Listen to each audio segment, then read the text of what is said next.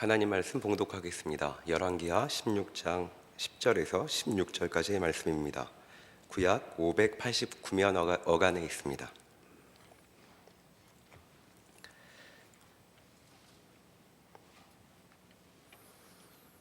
아하스 왕이 아수르의 왕 디글랏 빌레셋을 만나러 다메섹에 갔다가 거기 있는 제단을 보고 아하스 왕이 그 제단의 모든 구조와 제도의 양식을 그려 제사장 우리아에게 보냈더니 아하스 왕이 다메섹에서 돌아오기 전에 제사장 우리아가 아하스 왕이 다메섹에서 보낸 대로 모두 행하여 제사장 우리아가 제단을 만든지라. 왕이 다메섹에서 돌아와 제단을 보고 제단 앞에 나아가 그 위에 제사를 드리되 자기의 번제물과 소제물을 불사르고 또 전제물을 붓고 수은제 짐승의 피를 제단에 뿌리고 또 여호와의 앞 곧 성전 앞에 있던 놋제단을 새 제단과 여호와의 성전 사이에서 옮겨다가 그 제단 북쪽에 그것을 두니라. 아하스 왕이 제사장 우리아에게 명령하여 이르되 아침 번제물과 저녁 소제물과 왕의 번제물과 그 소제물과 모든 국민의 번제물과 그 소제물과 전제물을 다 이 큰 제단 위에 불사르고 또 번제물의 피와 다른 제물의 피를 다 그 위에 뿌리라. 오직 놋제단은 내가 주께 여쭐 일에만 쓰게 하라 하매 제사장 우리아가 아하스 왕의 모든 명령대로 행하였더라. 아멘. 네, 오늘은 유다 왕 아하스에 관한 이야기입니다. 아하스는 이스라엘과 이제 북이스라엘과 남유다에 이제 많은 왕들이 있었고 또 많은 에피소드들이 지금 열왕기서에 이제 적혀 있는데요. 그 중에서도 특히 악했던 왕으로 그렇게 이제 평가를 받습니다. 자, 일단 평가의 초반부터 굉장히 심상치가 않은데요. 자, 16장 1절을 한번 보실까요? 르말라의 아들 베가 제17년에 유다의 왕 요담의 아들 아하스가 왕이 되었는데 아하스가 왕이 될 때의 나이가 20세라.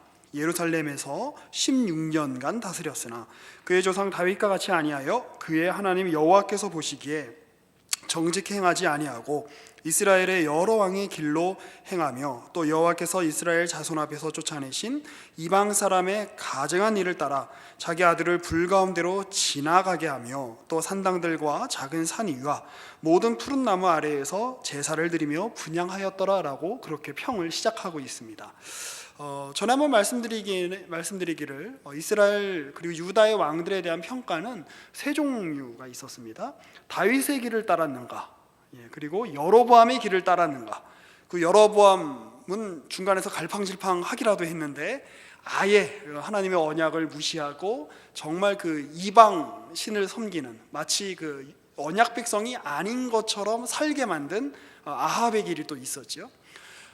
그런데 이제 남유다의 왕들은 그래도 그 중에는 좀 이제 선한 왕들이 있어서 다윗 왕의 길을 따르기도 하고 또 이제 중간에 이제 여러 이제 우상들을 섬겼던 그런 이제 다른 이제 그런 이제 왕들도 있곤 했는데요. 특별히 여기서 평가하는 거는 남유다의 왕인데 그가 여느 남유다 왕 같지 않고 3절에 보면 이스라엘 왕 같이 행했다라고 이렇게 평하고 있는 거죠. 그리고 이제 우리가 이제 다음 주나 그 다음 주쯤에는 이스라엘이 멸망하는 것을 보게 될 것입니다. 왜 하나님이 그의 언약 백성들을 멸망하는 지경까지 몰고 가실 수밖에 없으셨는가? 하나님이 힘이 약해서? 아니죠. 더 이상 내버려두면 점점 더 악해지기 때문에 하나님께서 그들을 거룩하게 만드시기 위해서 아수르를 들어서 이스라엘 백성들을 훈육하고 계시는 것이죠. 그런데 이제 아수르에 의해서 북이스라엘이 멸망한 다음에 한 150년쯤 뒤에 남유다도 멸망하게 됩니다. 그러니까 남유다도 멸망할 수밖에 없었던 이유가 있는데 그 왕들이 한 짓을 보아라. 그러면 그들이 왜 북이스라엘처럼 멸망했는지 알게 될 것이다. 그런 암시가 오늘 우리가 읽은 이 16장에 나와 있는 것입니다. 자, 어떤 일이 일어났을까요? 한번 보실까요? 5절에 보시면 이때 아람 왕 르신과 이스라엘 왕 르말라의 아들 베가가 예루살렘에 올라와서 싸우려 하여 아하스를 애워쌌으나 능히 이기지 못하니라. 이게 이제 무슨 얘기냐면 약간 이제 배경에 대해서 우리가 알 필요 있습니다. 이제 역대기서나 이제 여기를 이제 이 시대를 배경으로 활동했던 유명한 선지자가 있죠. 누구일까요? 여러분들이 아시는 선지자 누가 있습니까? 아주 쉽습니다. 요즘 그 주일날 2부, 3부 때 박 목사님이 설교하고 계시는 이사야 선지자입니다. 그러니까 이제 그 겹치고 있는 거죠. 굉장히 오늘 이렇게 공교롭게도 이제 그 지금 이렇게 설교하고 계시는 이사야 6장, 7장, 8장의 내용하고 이제 오늘 본문하고 굉장히 이제 겹쳐지는 이제 그 부분입니다. 자, 이때 어떤 일이 일어났냐면 그 아수르의 세력이 이제 점점 커지는 것이지요. 동쪽에서부터 이 아수르가 점점 이제 세력을 확장해가면서 이렇게 압박을 하고 있는 상황이었습니다. 그런데 이제 그때 그 이제 7절에도 나오는 디글랏 빌레셀이라고 하는 왕이 아수르의 정권을 잡게 되는데 이제 우리나라 이렇게 시계 이름이 아니라서 굉장히 복잡하지요. 그러나 이렇게 좀 잘 한번 따라와 보시기 바랍니다. 그러니까 이제 뭐 이렇게 영어 발음으로 티글랏 빌레셋이라고도 이제 발음을 합니다. 이 왕이 정권을 잡으면서 그 자기의 선대 왕들하고는 좀 다른 정책을 폈어요. 그러니까 이제 다른 왕들은 그냥 자기 아버지나 자기 할아버지는 강력한 군사력을 바탕으로 해서 아람이라든지 뭐 그 시리아 이제 아람이죠. 아람이라든지 북이스라엘이라든지 뭐 이렇게 남유다라든지 조공을 바치면 그냥 이렇게 좀 이렇게 봐주는 이제 그런 정책을 폈었던 것 같습니다. 그런데 이 티글랏 빌레셀에 이르러서야 본격적으로 그 땅에 가서 영토를 침범하고 자기의 속국으로 삼기 시작했습니다. 그러니까 직접 통치를 하겠다. 특별히 이제 지금의 팔레스타인 지역이지요. 이스라엘 지역, 뭐 시리아 지역 이런 지역들이 레바논 지역, 이제 뭐 지금도 이제 그 굉장히 그 문명과 교통의 요충지지 않겠습니까? 또 그 당시 이제 지중해를 한쪽은 지중해를 끼고 있었고, 그러니까 이 내륙과 이 해안을 연결하는 곳이다 보니까 굉장히 그 해상 무역이라든지 또 육로 무역도 굉장히 활발하게 발달해 있던 곳이었습니다. 자, 무역을 통해서 나라가 돈을 버는 거는 그 굉장히 어떻게 보면 거저먹는 거죠. 그러니까 통행료를 받는다든지 뭐 이런 식으로 아마 이제 그런 데 좀 관심이 있었던 모양이에요. 그래서 아수르가 점점 이렇게 확장을 하는 상황입니다. 자, 그렇게 되니까 우리가 이대로 우리가 해서는 안 되겠다 해서 북이스라엘하고 아람하고 손을 잡습니다. 원래 둘이 굉장히 사이가 안 좋았잖아요. 근데 손을 잡고 아수르와 대결을 하는데 그 이전의 전쟁에서 한번 크게 이긴 적도 있었습니다. 자, 그리고 이제 또 다시 전쟁을 하게 될 때가 오니까 한편에는 이제 아수르라고 하는 이제 덩치 큰 이제 제국이 이제 점점 확장을 하고 있는 거고, 반대편에는 그렇게 덩치가 큰 세력은 아니지만 그래도 어느 정도 이렇게 뭐 이렇게 중경급 이렇게 선수 정도는 되는, 중량급 정도는 되는 이제 몇몇 나라들이 연합을 해서 지금 아수르에 붙으려고 하는 거죠. 자, 그런데 이 남유다에 있었던 이 유다의 왕들은 그때 굉장히 갈팡질팡했었습니다. 도대체 이거 어디에 지금 편을 들어야 되나? 자꾸 북이스라엘에서는 자꾸 우리랑 같이 손잡자 그러고, 아람하고 너 우리랑 손 안 잡으면 우리가 가만 안 둘 거야 막 이렇게 이야기하고, 그래서 내려와서 막 치기도 하고, 그리고 이게 애굽하고 손을 잡자니 또 약간 또 애매하기도 하고, 그럼 아수르에 이렇게 조공을 갖다 바쳐야 되나, 이렇게 굉장히 갈팡질팡하는 상황이었는데 그때 하나님께서 이사야 선지자를 보내셔서 너 갈팡질팡하지 말아라. 아람이나 이스라엘이나 다 불에 탄 막대기같이 하나님이 만드실 거다. 너 심지를 굳게 하고 하나님의 언약 백성답게 굳건히 서라라고 말씀하신 거죠. 그런데 그 이야기를 들었던 이 아하스 왕은 그렇게 하지 않았던 모양입니다. 3절을 한번 보세요. 그러니까 어떤 평을 내리냐면, 이스라엘의 여러 왕의 길로 행하는데, 그러니까 이제 유다의 왕인데 이례적으로 이스라엘 왕처럼 행했다는 거죠. 여로보암처럼, 아합처럼 그렇게 행동했다. 그런데 어떻게 했냐? 여호와께서 이스라엘 자손 앞에서 쫓아내신 이방 사람의 가증한 일이 있는데, 뭐 몰렉이라고도 하고 몰록이라고도 하고 밀곰이라고도 하는 그런 신을 섬기는 그 전통적인 가나안의 풍습이 있었는데, 어떤 풍습이냐면 자기 아들을 불 속에 집어넣는 거예요. 그러니까 얼마나 끔찍한 일입니까? 그러니까 그만한 헌신을 신에게 보여줘야 그 신이 나의 소원을 이루어 줄 거다라고 그렇게 생각을 했던 것 같습니다. 그러니까 이 아하스가 처한 이 상황이 이렇게 굉장히 비상식적이고, 하나님께서 여호수아 때부터 모세 때부터 금하신 내용들을 이스라엘 왕, 유다의 왕이, 언약 백성의 대리인인 대표자인 유다의 왕이 자원해서 이렇게 할 정도였다면 아하스의 상황이 만만치 않았다는 걸 보여주죠. 그렇죠? 오죽하면 자기 아들을 불 가운데 지나가게 했겠어요. 자, 그런데 그런 상황 가운데 어떤 일이 일어났습니까? 자, 그 5절에 보니까 아까 우리가 읽었던 대로 아람의 왕하고 이스라엘 왕이 와서 예루살렘에 와서 싸우는 거죠. 왜 싸우는 거죠? 너 우리 편에 왜 안 붙냐? 우리 같이 연합해 갖고 아수르 쳐야 되는데 너 왜 우리한테 안 붙냐? 너 아수르에 빌붙어서 너 혼자 잘 먹고 잘 살라 그러냐라고 이렇게 치는 거죠. 그런데 그들이 능히 이기지 못했습니다. 그 당시 군사력이나 여러 가지 정치적인 상황을 보면 절대적으로 열세였음에도 불구하고 이사야의 예언대로 그들이 능히 아하스 왕을 이렇게 정복하지 못했죠. 자, 그리고 6절에 보면 당시에 아람 왕 르신이 엘랏을 회복하여 오늘 이제 도시 이름입니다. 아람에 돌리고 유다 사람들을 엘랏에서 쫓아내었고 아람 사람이 엘랏에 이르러 거기에 거주하여 오늘날까지 이르렀다. 이제 이게 아마 이제 포로기 이제 이후 시대까지 아람 사람들이 거기 거주했다 이런 뜻이겠죠. 자, 그런데 이때 어떤 일이 일어납니까? 아하스가 아수르의 왕 디글랏 빌레셀에게 사자를 보내 이르되, 자기가 가만히 보니까 북이스라엘도 아니고, 북이스라엘도 옛날 여로보암 2세 때는 굉장했었는데 이제는 한물 갔단 말이죠. 아람도 아닌 것 같아요. 전통적인 강자였던 아람도 아니고. 그리고 요즘 시대 흐름을 보니까 애굽도 이미 한물 간 것 같단 말이죠. 요즘에 떠오르는 태양은 아수르다. 그래서 아수르 왕에게 어떻게 하는 거예요? 사자를 보내는데 뭐라고 이야기하는 겁니까? 나는 왕의 신복이요 왕의 아들입니다 라고. 야, 이거 한 나라의 왕이 그 다른 나라의 왕에게 자원하여 스스로 무릎을 조아리고, 나는 당신의 아들입니다, 나는 당신의 신복입니다, 저를 마음대로 사용해 주세요, 이렇게 얼마나 굴욕적인 외교입니까? 참 쪽팔린 일이죠. 자, 그런데 그 뭐라고 이야기하는 겁니까? 이어서 보면 이제 아람 왕과 이스라엘 왕이 나를 치니 얘들이 나를 괴롭혀요. 얘들이 나를 괴롭히는 이유는 제가 아수르 왕님을 디글랏 빌레셀님을 제가 이렇게 왕으로 섬기기 때문이죠. 그러니 저를 와서 좀 도와주십시오라고 하는 것입니다.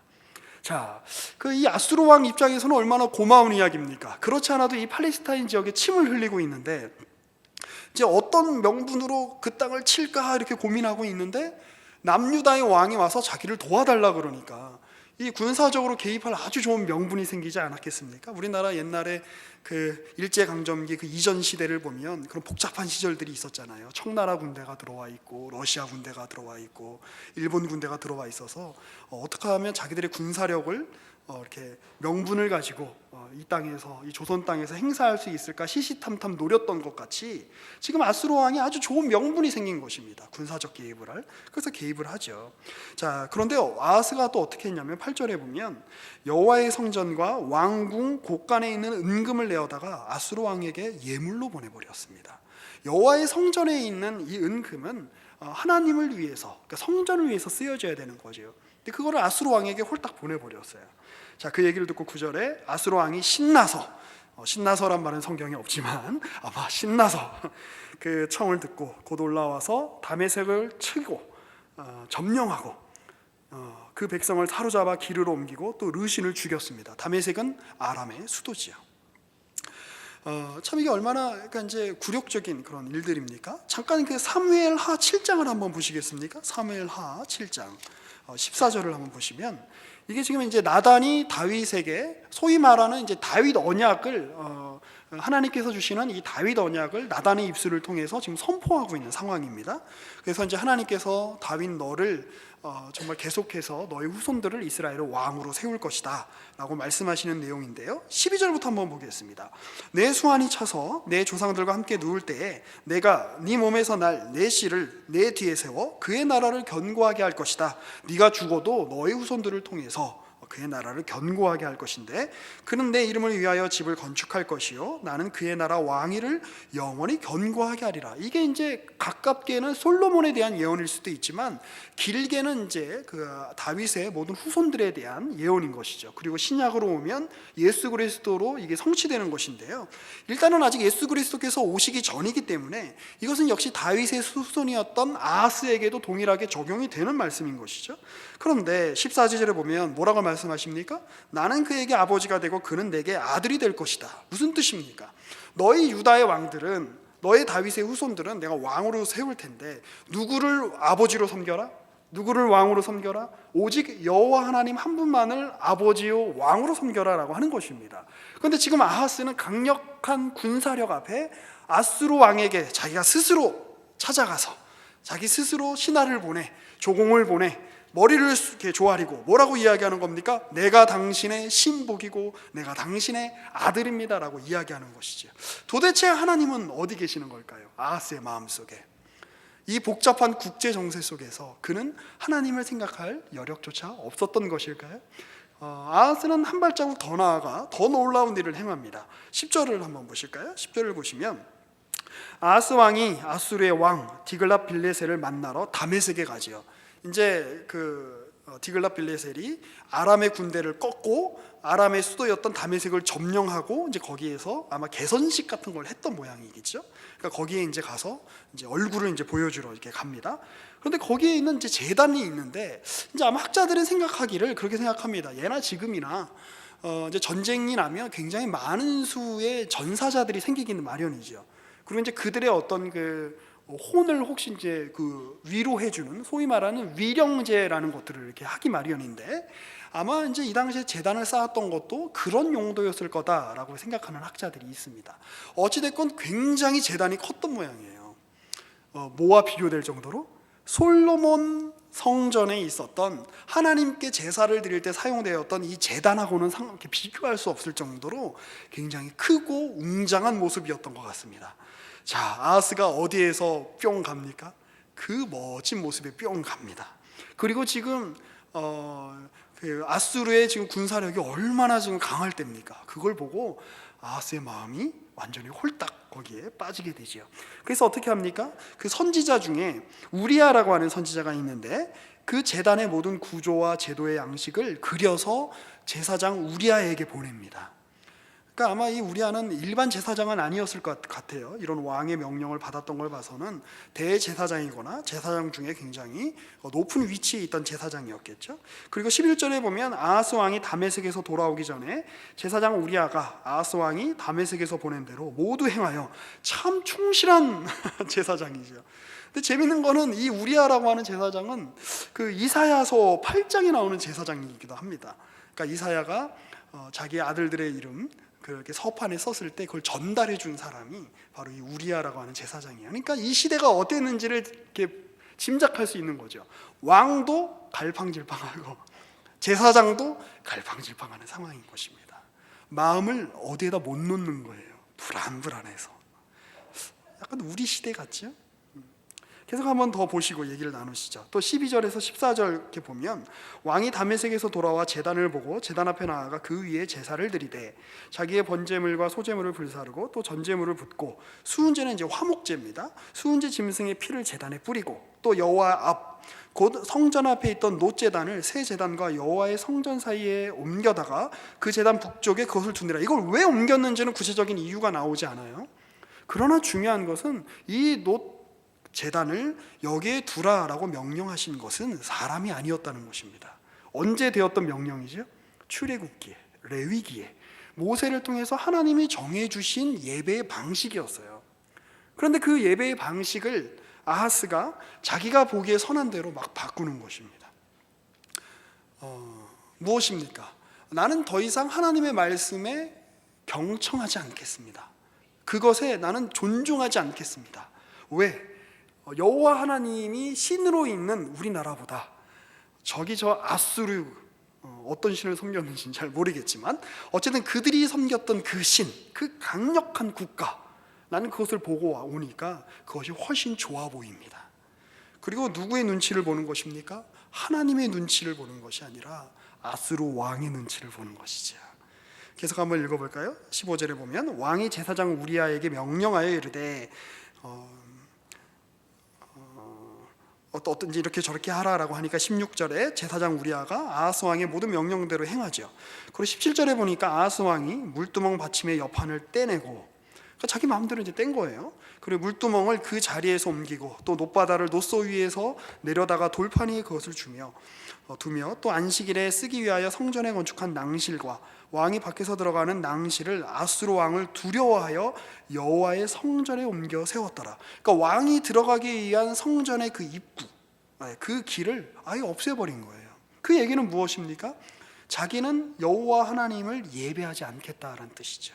근데 누구 때문에? 누구를 두려워해서요? 아수르 왕을 두려워해서. 아수르 왕을 존경하는 마음으로, 아수르 왕을 의식하는 마음으로 그렇게 했다라고 하는 것이죠. 그리고 이제 열왕기서의 평가는 여기서 끝이 납니다. 이 어떤 이제 그 뜻일까요? 특별히 이제 그 30 이제 우리가 여기다 아까 이렇게 봤던 12절에서 14절의 내용을 보면 자기가 다 제사장에게 이렇게 지시를 하죠. 원래 이 제사라고 하는 것은 하나님께서 제사장을 통해서 그것이 이렇게 집전될 수 있도록 허락하셨던 예식이죠. 그 얘기는 무슨 얘기입니까? 왕이라고 해서, 권력자라고 해서 그걸로 함부로 예배하는 형식을 함부로 지 마음대로 바꿀 수 없다라고 하는 겁니다. 그런데 그걸 자기가 막 바꾸지요. 누구를 생각나게 합니까? 자신의 권력을 위해서 예배, 제사의 제도를 바꾸었던 북이스라엘을 만들었던 여로보암의 죄가 생각나는 대목입니다.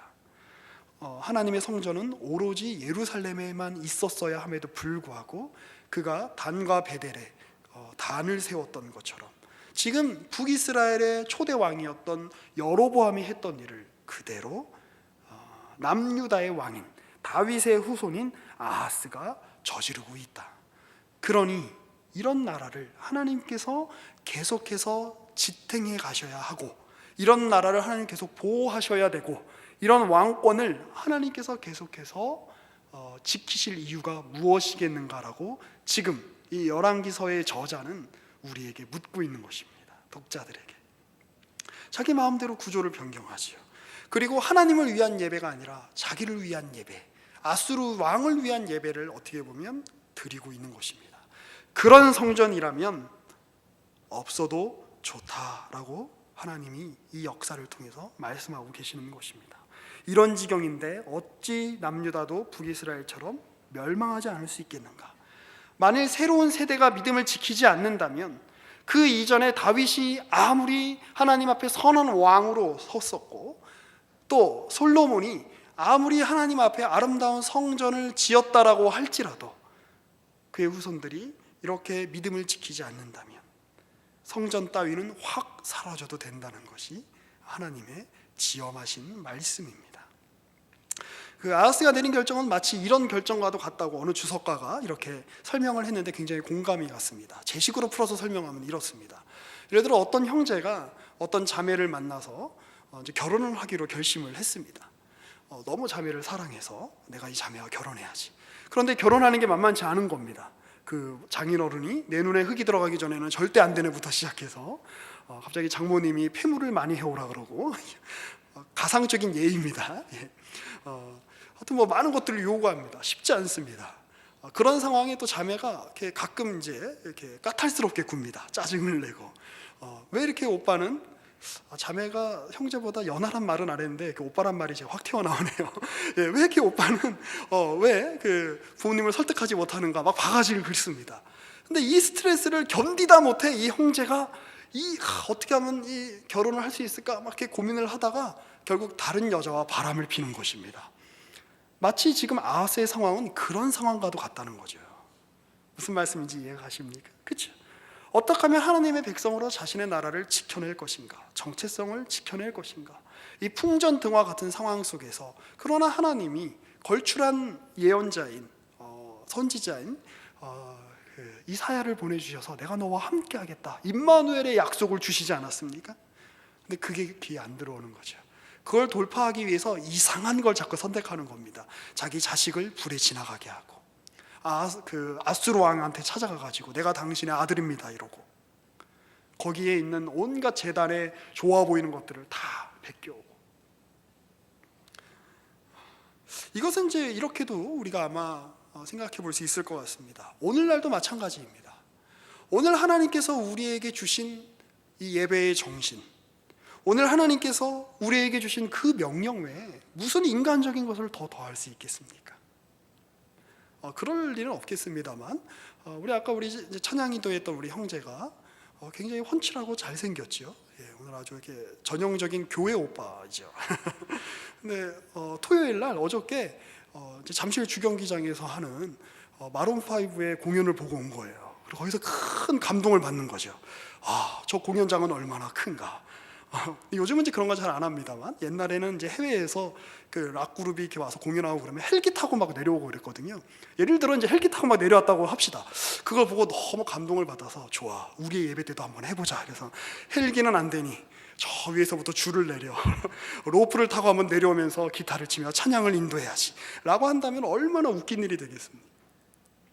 그리고 실제로 그런 우스꽝스러운 형식을 취하지 않는다라고 할지라도 우리가 겉으로는 하나님을 예배하러 모였지만 그 마음 안에 예배의 그 초점이 하나님께 맞춰진 것이 아니라 예루살렘에서 성전에서 예배를 하면서도 그 마음의 초점은 다메섹에 가 있었던 아하스처럼 오늘 우리가 이곳에서 여러분들이 하나님의 말씀을 듣고 하나님을 예배하고 하나님을 경배하는 자리에 나와 있지만 여러분의 마음이 다메섹으로, 아수르 왕에게로, 세상에게로 향해 있다면 하나님의 그 예배를 기뻐 받으실 이유가 없다. 아니 오히려 가증히 여기실 것이다 라고 하는 것이 지엄하신 하나님의 말씀이다라고 하는 것입니다. 우리 이전 세대들이 얼마나 예배를 잘 드렸는가는 오늘 우리에게 중요하지 않습니다. 중요하죠. 신앙의 유산으로 내려온 것이니까요.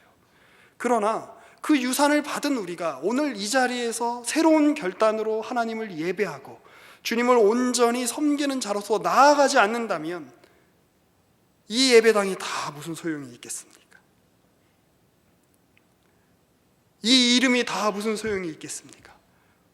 기존의 믿음의 선배들이 쌓아 올린 이 명예가 다 무슨 소용이 있겠습니까? 하나님은 이 모든 것을 돌 위에 돌 하나라도 남지 않고 다 없애시는 것을 감수하실 수 있는 분이십니다.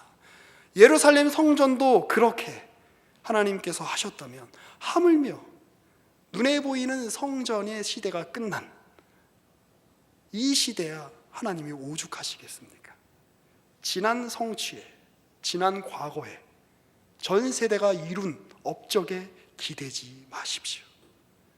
오늘 우리가 새롭게 해야 될 역할, 오늘 우리가 새롭게 나아가야 될 하나님 앞에서 그의 백성으로서 서야 될 책임, 그 명예, 그 의무를 다하시는 오늘의 말씀이 되시기를 주님의 이름으로 축복합니다. 기도하겠습니다. 살아계신 하나님, 주님께서는 이스라엘 백성들을 향한, 유다의 왕들을 향한 거룩하고도 신실한 언약을 주셨습니다. 그러나 그럼에도 불구하고 그들은 끊임없이 하나님을 배반하고 하나님을 섬긴다라고 하는 그 예배의 자리에서도 음란하게 다른 신들을 섬기며 다른 마음을 품고 다른 부를 드렸습니다. 그들은 종국에 하나님의 심판으로 말미암아 나라가 멸망하고 성전이 파괴되어지며 포로로 잡혀가는 수치를 당하고서야 하나님의 그 언약의 말씀의 어미하심을 깨닫게 되었습니다.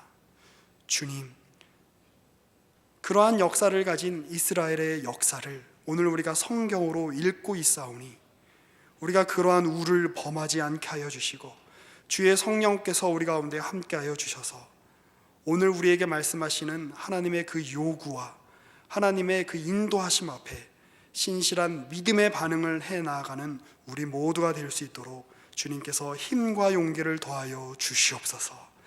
세상의 여러 가지 음성에, 세상의 여러 가지 멋져 보이는 풍조에 우리의 마음이 휩쓸리지 않게 하시고 오직 하나님이 우리 안에 두신 그 거룩하시고 신실하신 언약의 말씀을 쫓아가는 우리 모두가 될 수 있도록 함께하여 주시옵소서. 우리의 주 예수 그리스도의 이름으로 기도합니다. 아멘.